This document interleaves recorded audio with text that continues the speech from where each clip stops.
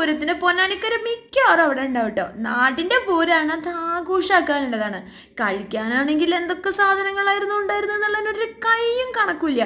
പൂരപ്പറമ്പിൽ എന്തൊക്കെ വെറൈറ്റി സാധനങ്ങൾ കിട്ടും അതൊക്കെ കഴിക്കാൻ അവിടെ റെഡി ആയിട്ടുണ്ടായിരുന്നു. പിന്നെ മാല വള അതിന് പറയേണ്ട ആവശ്യമില്ലല്ലോ, എന്തൊക്കെ വെറൈറ്റി സാധനങ്ങളാണ്.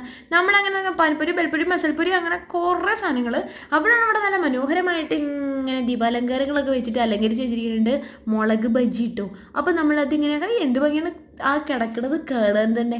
അങ്ങനെ നമ്മൾ വാങ്ങിച്ച് കഴിച്ചു. നല്ല ടേസ്റ്റ് ഉണ്ടായിരുന്നു കേട്ടോ. മയണൈസ് പോലത്തെ ഒരു ചമ്മന്തി ഒക്കെ ആയിരുന്നു ഉണ്ടായിരുന്നത്, ഒരു വെറൈറ്റി ചമ്മന്തി. അതൊക്കെ കഴിച്ചു. അത് കഴിഞ്ഞിട്ട്